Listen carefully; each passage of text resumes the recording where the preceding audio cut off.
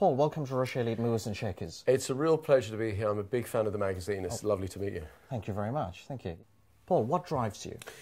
Well, I felt for a long time that I really wanted to make a positive difference to the world. I have a particular skill set which is to do with helping people overcome psychological problems and, to some extent, physical problems.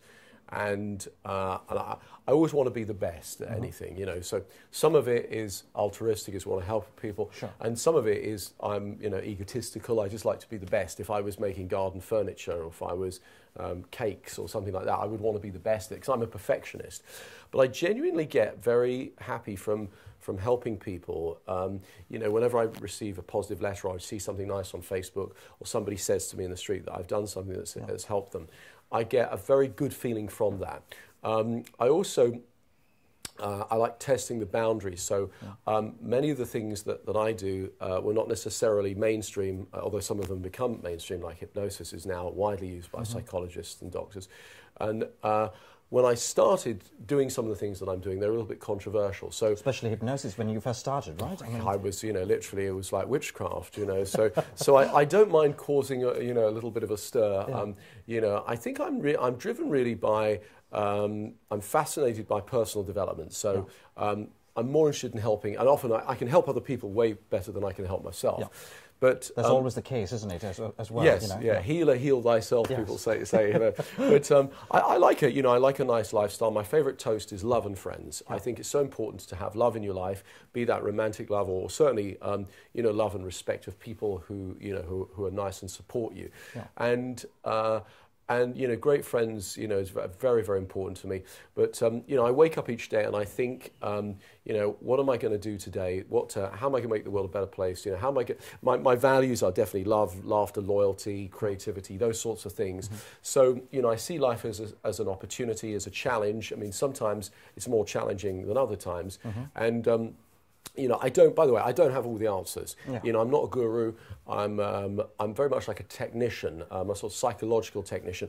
I think, I have problems. Problems how you learn and grow, and so life is rich with its challenges and with its abundance for me as well. Yeah, I mean, the very fact that you haven't got all the answers actually makes you a lot more stable than a lot of people who do think that they have all the answers, don't they? I mean, if you think about it, Thank you. I mean, I think when I look at people who are gurus or have people around them all the time who tell them they're fantastic, the trouble is that, nice as that might feel, I think there's a danger then to believe it, to become complacent, and also to disappear into yourself rather than actually constantly be hungry, looking for challenges and opportunities. Yeah, and you said you want to be the best. What drives you is to be the best in whatever sector, basically. Yeah. And personal development is what you chose to be in, basically. Yeah. When I was a stage performer, I used to be a radio broadcaster, and I tried to be the best I could be. It's even if you can't be the best, I think I try to be. Yeah. And so, I'm inspired by, it's a friend of mine, Roger Black. He's an Olympic medalist, actually a silver medalist. And I remember when we were talking about how athletes use performance-enhancing drugs. And, Roger would never do anything like that. And I said, how did you feel competing with these people that you knew were using performance-enhancing drugs, and yet you weren't because, you couldn't beat them because they were cheating? And he said, I decided to run my perfect race. And as long as I could be the best me I could, as long as I tried as hard as I could, I did the best I could, no one could ever ask any more of you than that. And I found that particularly inspiring. So when I do something, I try and do it to the best of my ability. Yeah. And particularly if I see somebody do something really well. So if I hear that somebody's made a breakthrough technique with anorexics or with love pain or with trauma or with phobias or with something, I hunt them down and I say, please teach me what it is you can do because I want to learn more. Yeah. And I don't know if you can be the best at everything in a particular genre, because you could end up being jack of all trades, master of none. But absolutely. I have specialised in certain things, and I like to think that even after I'm no longer here, that hopefully my legacy will be through the books or the the DVDs or the apps that I make now, and things like that. The television shows that I will have inspired people in some way. Indeed, and in fact, I have used the control stress. And that is, I found it exceptionally helpful. Also, the I Can Change Your Life in 7 Days, I thought was tremendously refreshing because it shows real application of quite complicated formula, basically, and you manage to take something that is complex and nutshell it, and that's quite important. And then showing the application of it. That's what I found, which was really, really pioneering. Thank you. Do you know, that for me is a fantastic compliment because often I'm taking very complicated psychological ideas, theories, techniques, and then reducing them without losing the essence of what they contain, and trying to make them as user-friendly as possible. Because I think of, the people that buy my books and CDs and DVDs, they're from all walks of life, but, a lot of them are people who are not necessarily interested in psychology or self-help, but they want a solution. So, many of the people that I help just want to lose weight, just want to quit smoking, just want to get more confident, just want to sleep better. And they don't really want to get into all the sort of psychobabble or all the science and the technology. They just want to be told, oh, do this, do this, do this, and your life will get better. So, in a way, I'm in the solutions business. And I was very proud of Change Your Life in 7 Days because I'd always wanted to write a bestseller. And in English, I didn't do so well at school originally, and in fact, I sent a copy to my English teacher with a rather rude message. It was very childish, but very gratifying. And when it hit #1, and I had no idea when I wrote it was going to be such a big hit. I looked at the bookshelves and I thought, I can do better than this. And there were a few books that I thought were really fantastic. I remember there was a book called The Road Less Traveled. And it's a very good spiritual book, and I thought, that's the gold standard. If I could write something that was even half as good as that, I'd feel good. And so when I'd finished Change Your Life, I felt very proud of it. And then I was astounded when it became this, international bestseller, #1 in countries around the world.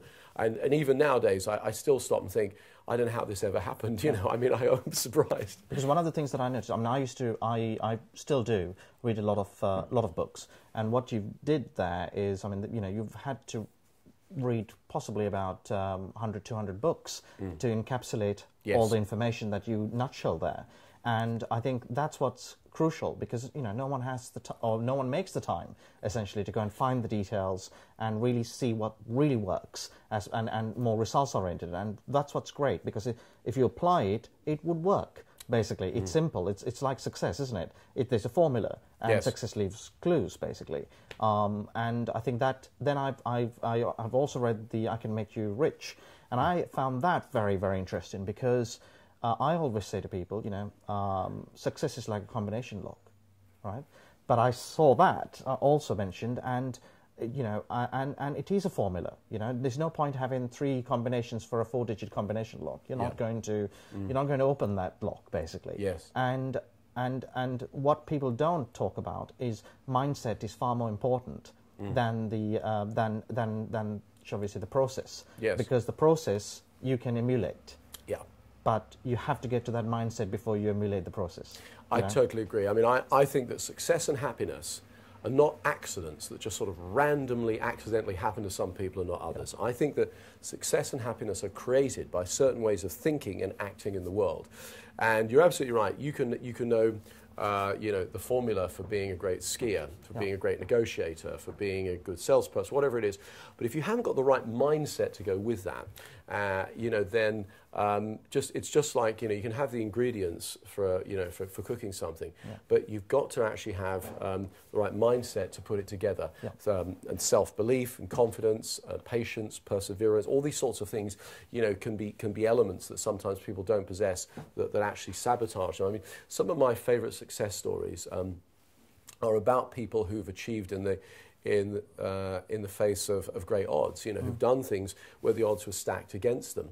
And one of the things I was really intrigued by when I wrote the Rich book was, first of all, I had access to these. It was just amazing. The moment I decided I committed to doing it, it was as though the universe sort of turned in my favour. And the next night I was sitting next to Anita Roddick at dinner. And I said, and I didn't really know Anita, but we were chatting, and I got on really well with her, and sadly now late Anita Roddick. And I said, she goes, and before I even finished the sentence, she goes, yeah, I'll help you.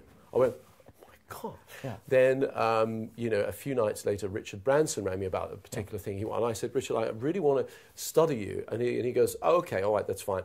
And then That's typical Richard, isn't it? Yeah, I know, yeah. But I wrote. I didn't know Philip Green, but I wrote to Philip and I said, look, I'm studying people that are.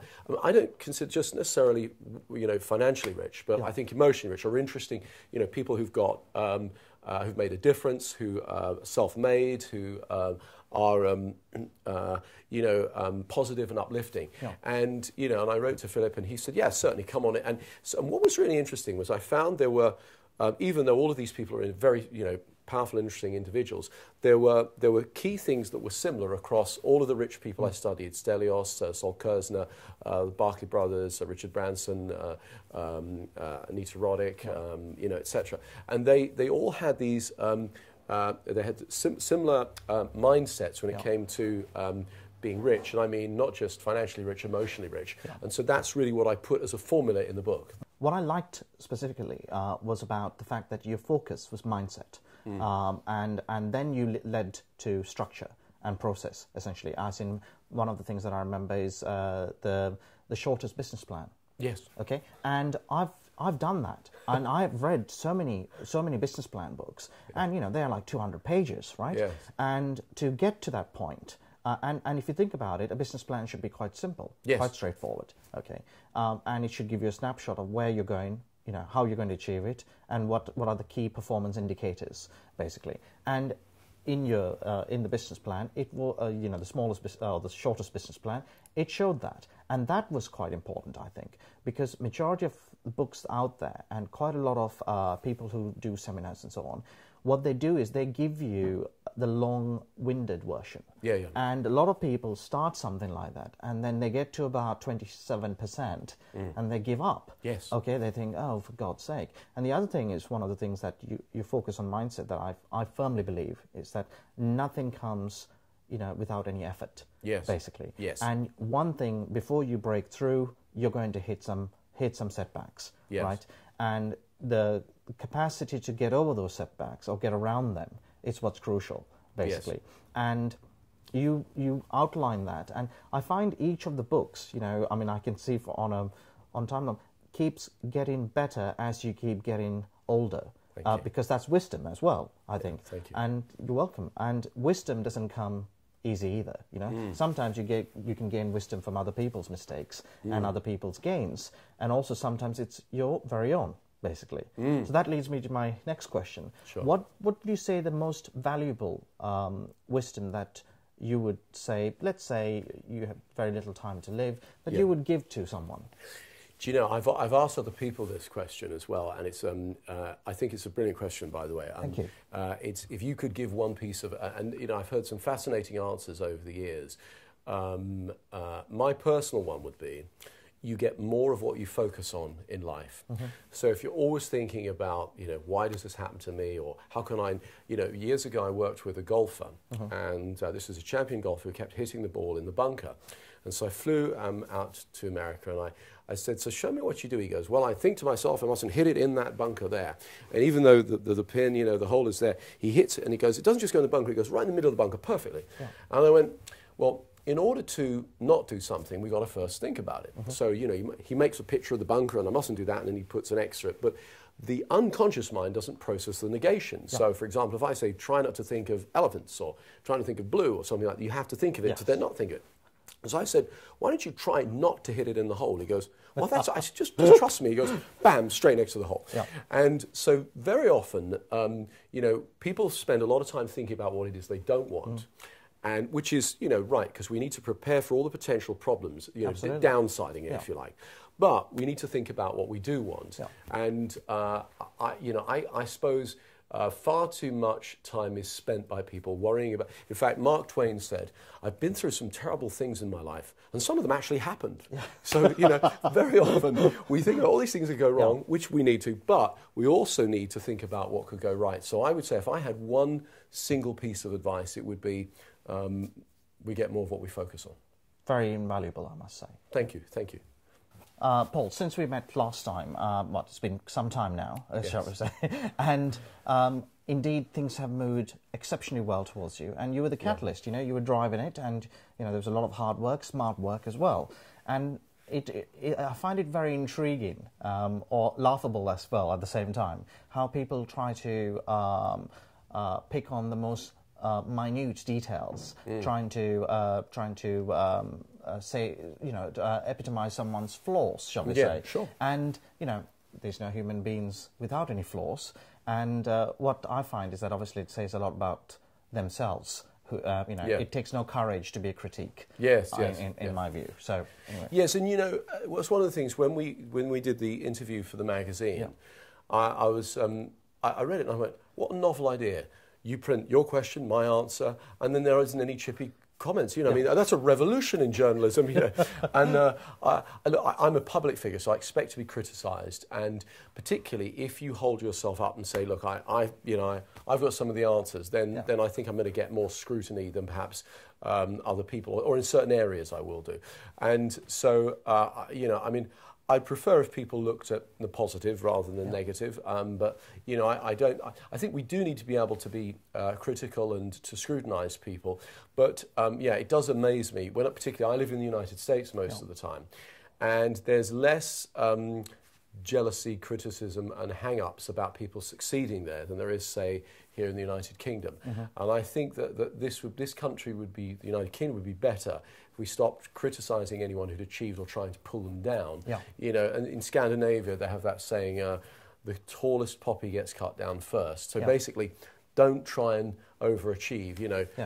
Mediocrity for everyone. Indeed. And I don't agree with that. That doesn't fit with my ethos. I like the whole approach in America, which is that anyone could be president. They very much believe in hope, and I think that sort of positivity, for want of a better word, is part of my sort of ethos, and I find it's part of the culture there. Yeah, and I think also, I mean, some time ago there was this test done. I don't know whether you recall that, where they did different types of socio-economic types of people, and there was a big well and there was a ladder. I can't remember the details apart from who did it and so on and so forth. And there was the people who were, ultra rich or ultra wealthy, and then there were people who are, they're trying to climb the ladder and so on and so forth. And ironically, the people who were not doing well, and the prize money was, and they did it in quite a lot of countries, quite some time ago, and the ones that were not doing very well basically couldn't climb the ladder and get out of the well because the people around them were pulling them down. Whereas the ones who were already successful basically let the other person go, essentially, and they shared the prize money. Yes. And doesn't that say something? Because in life there's of course ups and downs, basically. Well, there's a similar experiment that was done in America where people were told, you get $100,000 a year, and your friends get 50. As a pay rise, or you get 200, but your friends get 300,000. What would you opt for? Most people opt for them to get less because they don't want their friends to do better than them. And I was astounded when I read this, and I think you're right. It is a mindset that keeps people stuck. In fact, I think was it Robert Louis Stevenson who said the best way to help the poor is not become one of them. And so when I'm watching an interview on television, I saw the other night a footballer has just been traded for £85 million, and somebody was saying how it was obscene and immoral. And I went, why is it? Because that means there's more money, more wealth in the world. Money's like oil in the machine that keeps it going round. So this is a symbol that there's greater wealth. At one time there was no money, there was no wealth, there was no nothing. Now look how much there is. And so if I create a product or a service, or you do, and I get it out there to more and more people, then there's more for everyone. This is one of the great things about the internet. It's meant that it's possible for people to have a voice, to become a distributor. It's it really. Bob Geldof said to me the other day. He said it's creating more democracy, and so I can only see that as a good thing if we can all make people's lives easier, add value to the world. Really, that's really what you kind of get paid for. I think adding value is a good thing. Yes, and for that value, there's nothing wrong in being doing very well personally as well. Remunerated for your success, absolutely. And one shouldn't be apologising for that. No, and I think you're right. And then sometimes people feel they have to. They have to take almost an affected poverty view where they go, yes, you know, even though I've done well, I'm not really into the money. I'm so into blah blah blah blah blah. And you just know that that they are saying that to either make themselves feel better because they feel guilty about it, or they're worried about being attacked for succeeding. And I feel that's a sad state of affairs where you have to justify being successful. Indeed. So, Paul, what are you passionate about at the moment? Okay, well, there's several projects that I have. I'm about to come to the end of everything really I set out to do 20 years ago, which is exciting. It's a little scary. You know, years ago I was a radio broadcaster. I decided I wanted to be a hypnotist. I wanted to change the lives of lots of people. And my most passionate project right now is it's actually a movie I'm working on to stick on YouTube. It's a non-profit movie. It's just 10 minutes long. In fact, the first 3 minutes is explanation. It's very simple. When there's a boxing match, a big boxing match, a prize fight, and it's on television, the murder rate, particularly in the areas where it's televised, goes up significantly, as much as 12.4%. This is according to research done in California. Now, what's really interesting is when you get a group of people together in a major city, and it's, you know, I think the first time it was done was in the 80s in Washington, and they meditate, 2,000 people meditate for 2 weeks, the crime rate, particularly the violent crime rate, goes down dramatically. And this has been done more than 50 times now in Jerusalem, in Washington, all over the world, right?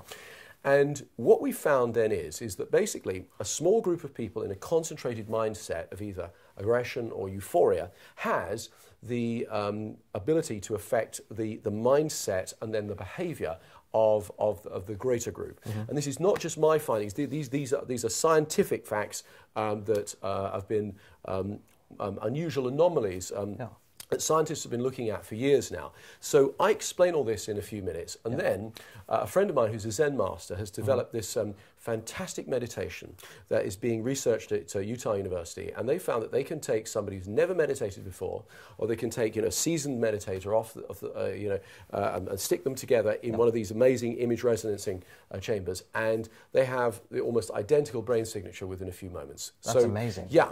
So he's basically found the greatest meditation of all time. It's called Big Mind. So what I do is I explain murder rate, boxing match murder rate goes up. Bunch of people meditating, violent crime rate goes down. Give me 7 minutes and I'll take you into Big Mind. I'll make you feel so good. And then at the end of it, you know, hopefully if lots of people do this simultaneously, if millions of people did this on the internet at the same time, I think what would happen is it would create more positive energy and consciousness that would help to cancel out the fear-based aggression, which is polluting our planet right now.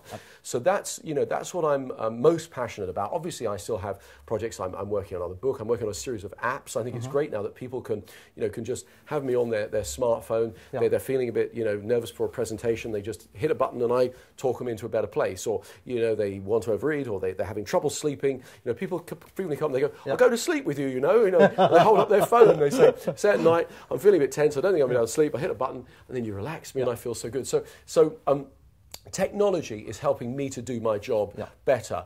But what I'm really excited about is being able to possibly get more people into a higher state of consciousness, feel better, because right now the world is in a precarious place. You know, it's never been so balanced in a way that it could go either very well or either very badly. In fact, the Chinese call this age we're in right now Wei Qi, and it means danger, opportunity. Right. And I'm excited that we have this opportunity. I'm a little scared about, you know, where things are. I mean, you know, geopolitically, economically, etc. But at the same time, we've never had a time in our history where things could go in such a potentially exciting way. I mean, I like the Gaia theory, the idea that the Earth is like a living organism. The days and nights are the heartbeats, the rainforests the lungs, the oceans the blood supply, and there are about the same number of communication connections on the Earth right now as there are neural pathways in a brain. So if you like, humanity is the global brain, as my friend, the writer Peter Russell says, that each of us is like a neuron in a brain. And, you know... what an amazing way to look at. Well, I think so. And one neuron can start a chain reaction that could change the whole thought pattern in the brain, and in the same way that means that one person could change the world. And if we get together and we pool our efforts in a positive way, who knows what we can achieve. Indeed. It's so true, isn't it? Because sometimes you can walk into a room and, you know, if there's a lot of negative conversation, you feel there's atmosphere, isn't there? But also at the same time that you can go to a really, you know, lively, you know, people who have had some tremendous fun and so on and so forth, and it's infectious. You Yes. feel that, and no one has actually made you laugh, and you haven't actually seen these people. You just feel the atmosphere. Absolutely. Really. So, yeah. I found that when I was when I was studying the High Achievers for the Rich book, I would come away from every single one of them going, wow! Yeah. I mean, I just feel like there's a greater sense of possibility and potential, and I thought, how do they do that? And I think it's something innate within them, within their mindset and their belief, and in their energy, the way that they affect you, the way they talk to you, and their own sort of self-belief, and so I think that's probably one of the things I try and do is because I've seen some dark times, I've been through very difficult times, with all the things that have happened in the last few years. My father dying, a number of my friends dying, and when I was working with people who I was working on a book and a CD on happiness, and I worked with people who are depressed, and I got. We consider this bad form in my profession. I got infected with that mindset. I got very down. So I know what it's like to see no point in anything. And so when I work with people who are very down, I can pull them back from that place. And I like to think that, if I can, I want to lift people up and show them a better and richer life. Yeah, indeed. And one of the things by the way, just sort of finish on is, one of the things I like about this magazine that it's aspirational. Now, if I want some doom and gloom, I can go and buy, some awful tabloid and sit there and, and read about how terrible the world is, And again, what I like about it is it's not a chippy sort of. It's an intelligent debate about it, and a lot of people will. I mean, particularly the people who read this will go, yes, or we'll look at your magazine and go, yeah. I mean, I'm not the only one who feels that, And because at the moment. After an external audit, we have 84% of the UK rich list and 52% of the global rich list. Congratulations! So, thank you. When I look at it, I just think it's an aspirational magazine, and a number of people who tell me that they've left either the United Kingdom or say places like Scandinavia because they couldn't put up with being. It was it's a great thing. Who's the actor? The actor who played Columbo. He said. Playing Columbo was like, if you were being interrogated by Columbo, it was like being pecked to death by a duck, which is hilarious, isn't it? Yeah. I think if you're constantly being criticised, even if it's only a small way, it's got that same feeling of, in the end, you just go, oh, for God's sake, Don't you feel there's this little comments being made, and there's underlying current, isn't there? Yes. Like the comments like, all right for some. All right for some, or fat cats, filthy rich. And the word, if you look at, when we're bringing children up, for example, I think one of the worst thing to do is just talk, you have a terrible view of money because people say, stinking rich, filthy rich, okay, and yet people always grumble about not having enough money. Yes. But the people who do have money basically are hounded as filthy and stinking, right? But you're giving a mixed message there. So the message I think it's saying is that you need money, but you can't have too much money because it's very bad, And when you have that, then you have a society that's basically, because it's fed into your psyche, shall we say. Yes. You start feeling a bit ghastly about doing very well. Absolutely. In fact, people say to me from time to time, they'll go, it says in the Bible, money's the root of all evil. And I say, actually, it doesn't. What it says is the love of money. Yeah. So if you treat money as a commodity and you try and hoard it, rather than you use it to enrich your life, then I think, obviously, you would end up in a place where you might have a lot of bits of green paper, but no real value. You might know the price of everything, the value of nothing. That sort of mindset is where you'd end up. And so, for example, what Bill and Melinda are doing, with the Gates Foundation. Fantastic. They're single-handedly trying to wipe out malaria, essentially. Yes. Now there's someone who's made so much money and yet changing so many people dying, essentially. Well, and do you know what I think is so brilliant about what they're doing is they've thought, how can we make the most number of people who are really uncomfortable in a terrible place as comfortable as we can now? Now, there are lots of long-term plans for the future about how we might, affect the ecology, or we might do this, or we might, make green energy, and so all of this, which yes. is great. But what Bill and Melinda Gates are doing is undoubtedly, I don't know them, I don't know much about them, but when I read about this, I went, how brilliant! Absolutely. It's one of those things that made me think, what a good-spirited and intelligent way of making people's lives better now. And I mean, also another one would be, if you look at what Richard Branson's pledge on all Virgin Atlantic, on their profits to go into finding renewable energy. Yes. Essentially. I mean, that's amazing. Yes. But the story broke, and then it disappeared. Basically, Yes. No one talks about it that much anymore because it's too positive, isn't it? Well, again, yes. I mean, there is that research that shows that really good news stories aren't as interesting to the man in the street as disaster, doom and gloom, etc. Yeah. But yeah, there are a lot of people who've taken that. I can never pronounce this word very well. Philanthropic approach. I was doing a talk a few years ago, and Ted Turner was doing the talk before me. Mm-hmm. And there's somebody who has taken himself out of the race to be one of the richest people in the world and given a large proportion of his money away. Mm.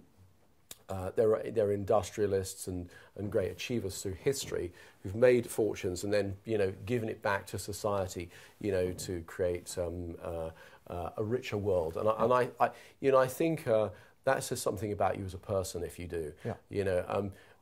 But ultimately, I think it all comes back to you. I mean, it was Gandhi who, one of my favourite sayings is, "My life is my message." Mm-hmm. And, if your life is about making people feel good, if you work in a hospital, or say you run a shop, or you work in a factory, or you work on a bus or something like, as long as, you're making some positive contribution to the world, I don't think there's any greater thing that you can do within your life. Yeah, absolutely. One of the things I want to ask you, when did you get the idea to do the magazine? I mean, because this is a left field move for you, right? Absolutely. When I got the idea was last year, essentially, because we've had the ranking system for our members before, where they rank the best performing companies, and it goes up and down based on their ranking. And members, so it's very much led by the members. They said, you provide a superb ranking system, completely impartial, for the members, by the members, essentially. What about creating a magazine that basically encapsulates what you offer? And I tied this up with the Diamond Jubilee for Her Majesty. Of course, and indeed have received we did a lot of coverage, and we received a delightful letter from Buckingham Palace. Wow. And that's the start. That was the inspiration, I would say. And it's gone from that to it's got stronger and better. And really the type of people that we deal with and the brands that are showcased in the magazine as well. It's at the moment we are inundated. So it's great to be in a position where you can pick and choose, basically. I think there's a need for more of these kinds of magazines, which are aspirational, uplifting, positive, show people what they can achieve, celebrate abundance and wealth. Instead of we've got plenty of tabloids, that are icon knocking, and full of doom and gloom and reinforcing prejudice to some extent, I think. Yeah. Whereas I think this is positivity in a magazine, and also now, of course, in this modern era we live, it's not just the printed word. People actually want to see, so doing this interview with you today, and spending time and actually being able to speak in this sort of very candid way, is a pleasure. Yeah, absolutely. Likewise, and it's a pleasure because we can actually be quite genuine about things rather than go into some sort of agenda. We can be ourselves. Yeah, I feel less on guard than I would be if I was being interviewed by a British tabloid, I can assure you. Indeed. This magazine says, it's about lifestyle. One of my favourite movies is the remake of the Thomas Crown Affair. Same here, so yeah, absolutely. It's a great style movie. Yeah. I love his brownstone, his Bentley. He can have a £500,000 Patek watch if he wants, but he has this, a stylish £25,000 Jaeger LeCoultre. So it's not all driven by his by status. It's about this is an elegant man, who enjoys opulence, but at the same time he likes to fly his glider. He's got that very little private house where he retreats to, and I looked at that and I thought, crikey, I'd like to have I'd like the opposite, but you know, I also like. You know, not the criminality. That was the only element of the film that, you know, that makes it interesting, but that wouldn't appeal to me. But I thought, as an aspirational movie and a style movie, it really lifted me up. And I think this magazine does the same. It says to people, because, you know, you've done this from scratch, you know, you've done it yourself, and you're saying, hey, look what I can create. Look at all these things that are interesting. You know, you talk to interesting people. You know, there's articles about lifestyle things that people might want to be interested in, and you know that's kind of fascinating to me. So I love reading this. In fact, I'm so glad you brought me a couple of copies because people keep stealing mine. Thank you, Paul. I truly appreciate that compliment. Not at all. No, you know, I wanted to say this to you, Kevin. Yeah, thank you. And also, I find that majority of our members, they like to hear about people who are pioneering. You know, and people who are pioneering innovators, essentially, and true leaders, because leadership is about not following the herd. Leadership is about doing something that is new, sometimes even something that's not so new, but, you know, take all the knowledge that there is around. And you certainly have done that exceptionally well. So thank you. I mean, I feel to some extent I stand on the shoulder of giants. I mean, you know, a lot of the things that I do, the techniques I use are the techniques of other people. I use things like NLP, which created, you know, I use the techniques of my friend Richard Bandler. You know, I use this fantastic new psychosensory technique, which involves, you know, eye movements and touch of people's arms, which helps people with trauma and post-traumatic stress and things like that, and developed by my wonderful friend Dr. Ronald Rudin. And so very often what I do is I take other people's work and I try and make it as user-friendly, as accessible as possible. And you know, I think they're the real pioneers, and I just feel I'm so happy to be along for the ride. Indeed, yes. Paul, what relaxes you the most? Well, do you know, it does depend. I mean, one of the things I really love to do is sit by the fireside with my dog Bentley. He's a Great Dane, a glass of wine and a good book, or you know, I like a nice movie. Actually, I quite like a hot and sunny place. You know, I suppose being with friends. I mean, years ago when I was younger, I used to love nightclubs. Now, you know, fun, but I think maybe I'm getting old. I actually now think, I was in a club the other night with some friends, I was like, when's this place going to close? I want to go home, sit down, have a glass of wine, and have a conversation. Precisely. You know, I mean, this conversation now is inspiring, but also it's kind of relaxing because, you know, it's nice and fun. So, I mean, I really like to spend time with interesting people. I mean, I do meditate. I use techniques like Big Mind, or I use NLP. My other forms of relaxation involve some chasse à Montrachet. But apart from that, you know, I mean, I just do what anyone else does. You know, you know, sometimes I get in, I'm tired, I'm watching TV, and I fall asleep in front of the TV. I find that rather relaxing. You know? Paul, it's been refreshing and it's been a pleasure. Thank you for your time. Thank you. I really enjoyed it. God bless.